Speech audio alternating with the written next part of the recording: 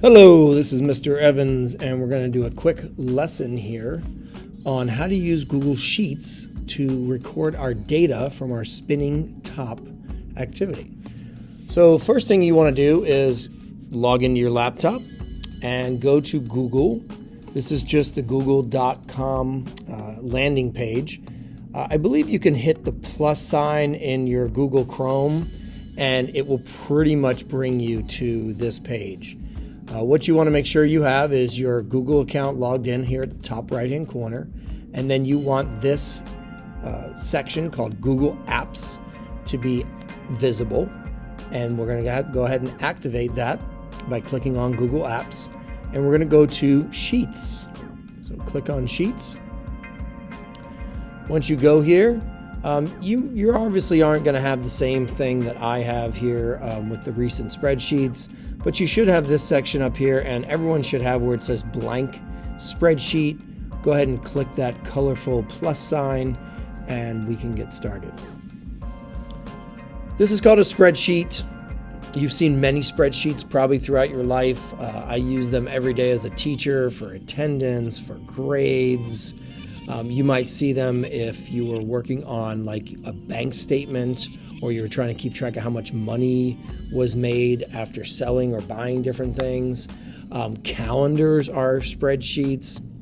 They are everywhere. This is called Google Sheets. So that's the type of spreadsheet document that this is, and it's pretty standard. I'm going to do a couple things to set up my work area here. First of all, make sure you're in full screen, which I am. And then I'm going to come over here. I'm going to close out this pre-built table option. This just allows you to create, a specific type of spreadsheet based on different ideas and goals. But we're going to go ahead and create one, just a very simple one. So we can close this by clicking the X. I'm also going to zoom in. You don't have to do this, but I'm going to zoom in because I know we're not using too many of these different cells. That's what these individual things are called here. So because we're not doing that many different cells, I can zoom into this area. Right away, I'm going to save my spreadsheet. Notice up here it says Untitled Spreadsheet. If you hover over it, it'll say Rename, and you can click on it. It'll turn green, and we can just start typing. Spinning top data. Go ahead and hit Return, and it should save it to your drive, and you're good to go. Now, as far as saving this document before you're done, it should save as you go, as you input stuff. As long as you don't close the computer down immediately after you type something, you should have it saved automatically. The only time that it would not save automatically is if you were not hooked to Wi-Fi and it was not able to save on the cloud. Then it would save to your computer and it would have to wait till you load up the cloud again for it to sync. But you should be good, so don't worry about saving too much. Like I said before, each one of these individual sections is called a cell, and each cell has a name, and the name refers to the column and the row that it's in. So if I were to put my mouse right here and click, that's going to be called A4. You can actually see that right here in the top left-hand corner. You'll see it says Name Box. Okay. You can also click down and you can click in the box and type a range. So let's say I want B9. It'll take me to B9. So go ahead and try this a few times. Let's try 3 of them while you're logged in. Go to C2, click on it. Make sure you see the C2 up here. Go ahead and do F13.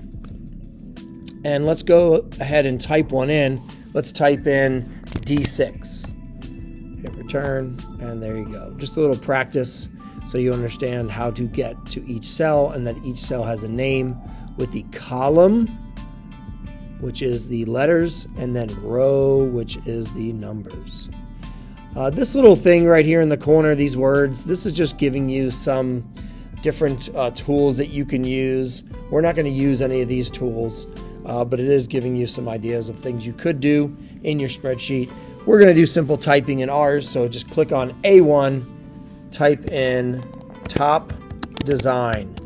We're going to copy pretty much what we did in our engineering notebook for the spinning top activity.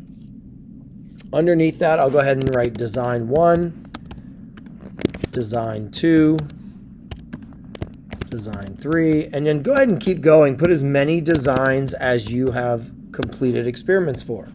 So if you only got to 3, just put up 3. If you got to 5 or 6, go ahead and put that in there. I'm going to stop at 5. Now we drew the designs in our notebook, so we're going to have to give them, names here.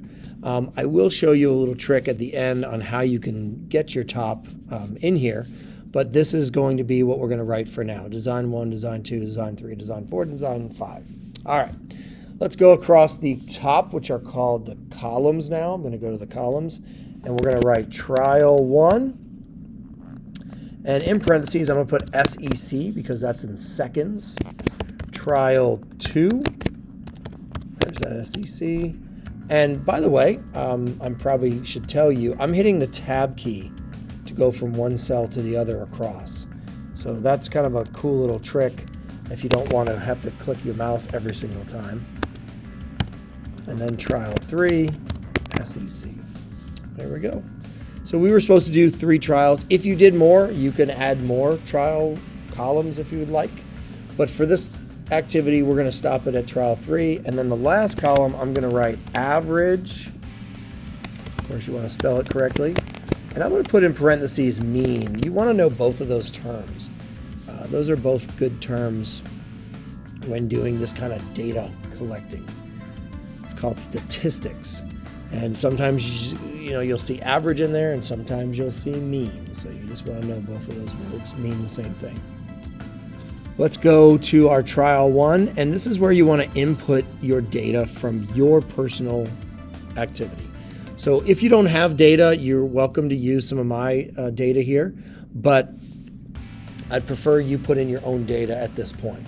So I'm just going to put some data in that I was given by some students as they were doing it. They had 3.24 for trial 1, 5.27 for trial 2, and 3.29 for trial 3. And that's what they got for design 1. Now I said that I would bring this up, so I will. There is another way for us to label these designs. But before I do that, I want to go ahead and finish out this row. So just so you know what we're going to do here, I want you to see how to do this average before I start messing with, I'm going to insert another column in here. But let's go ahead and do this average first. So to do an average, which is going to require you to add all the numbers together and then divide by the number of numbers, which would be 3. I could actually use some formulas for this, and that's really the benefit of using a spreadsheet. When you have lots of numbers, you don't really want to hand calculate them or even sit there and put them in a calculator one at a time. You can actually do all of the math in one step. So we start with an equal sign. That activates what's called the formulas. Now you might automatically get a formula pop up like you see the one here. I'm going to go ahead and type it in even though it's giving it to me. But that's also the beauty of using a spreadsheet, especially this online one. It has an intuition to it, an AI component kind of. So it takes what data it thinks you want to use and then what possible types of math functions would it be able to do with that data. And in this case, we want to do average. We named the column average. That was probably a good hint of what we were going to do here. So I'm going to type in the word average, just so you can see me type the formula. And it doesn't have to be all in caps or anything capitalized. Then I'm going to put a parentheses. Now the parentheses is to show the range that you want to make the average of. And in the formula that they showed you already, you can see that we want to use B2 because that's where this first piece of data is. So I'm going to type B2. Again, capitals don't matter. And then we want to go through C all the way to D, and we want to end at D2. So you make a colon, which if you hold the shift key down, push the key right next to the L on your keyboard, that'll make a colon. And you can see it wants me to do it. It's saying you're going to put in D2, and I am going to put in D2. So D2, and I'm going to end my parentheses. And you can see this orange dotted line here is telling me, hey, you're making the average of those numbers. Is that right? And I'm going to hit an enter sign, or enter key, excuse me. And there you go. You have the average calculated. What I really like about this is that even if you made a mistake in one of your numbers, let's say, oh, this isn't supposed to be 5.27, this is supposed to be 4.27. Take a look at my average. Right now it's 3.93. Let's change this to 4.27. And look at that. Changes my average to 3.6 now, which is definitely different. I'm going to move it back because that's not really what the data was. I don't want to fake my data there. So we'll go back to our original data, and here is our average. Now you can see all these decimal points here. I'm going to show you how to shorten that up a little bit. In most cases, we don't go past the hundredths place. So 2 decimal points is enough. So what we'll do is we're going to highlight the column by clicking on the E. So see how the whole thing is selected now. And we're going to go up here into our toolbar area. These are our shortcut tools. And right over here, there's a little button that says decrease decimal places. I'm just going to click that once, twice, 3 times, 4 times, 5 times, 6 times, 7 times for me. Now, you might not have to do this at all. You might have to increase. You want yours to be at 2 decimal places. So if you get a number in here that's like a 4.1, you might want to go ahead and click the increase decimal places because you want it to be 4.10.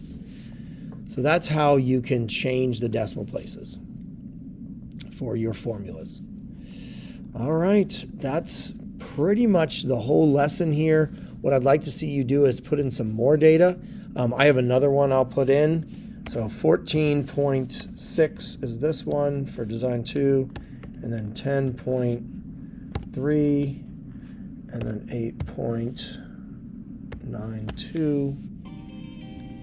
There's 2 different ways for me to get my average in there. I can put the equal sign and start typing in average again. You can see it wants to do it for me.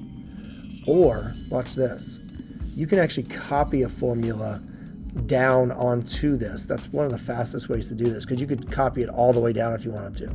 So if I go to the cell where my average is, and I go to edit, copy, and then I go to the next box, and I hit paste, you can see that this average was already done for me. And let's just take a look. So notice I highlighted this E3 cell, which is where my average or mean is supposed to be. And look at the formula right here. Here it is. Average for B3 to D3. And that's the row I'm in. B3 to D3. Perfect. Now I'd like to see you try to fill in the rest of your spreadsheet by putting in your different trials and then go ahead and calculating the average.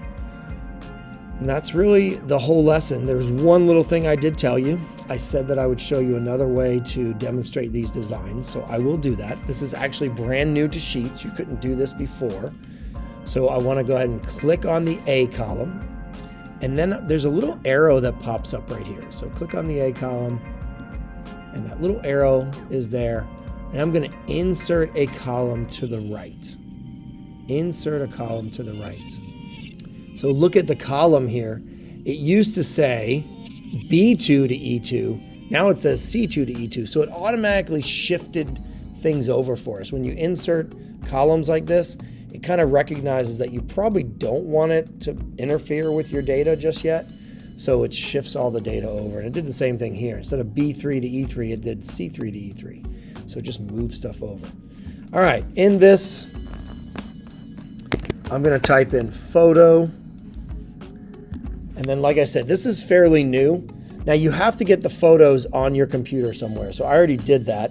And the way I got them on there is I actually took a picture with my phone, and then, or you could use your iPad, by the way, and then I emailed them to myself or I transferred them to my laptop.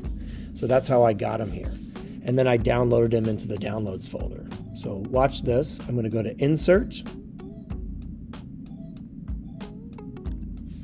Image in Cell, All right, on this screen, you can see I have some different options. If I did save the photos to my Google Drive, I could access them there. I could also turn on my webcam and actually hold the item up and take a photo over there. But I have mine uploaded. I'm going to upload them because I have them saved on the computer. So I just browse, and then I'm going to go to my computer, and I believe this one was this one here.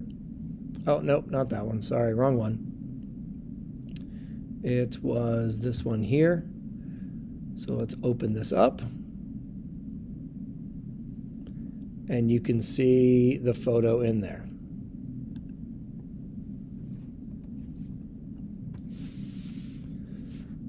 Okay, once you title the column photo, I'm going to click on the cell right next to design 1, and then I'm going to go to insert.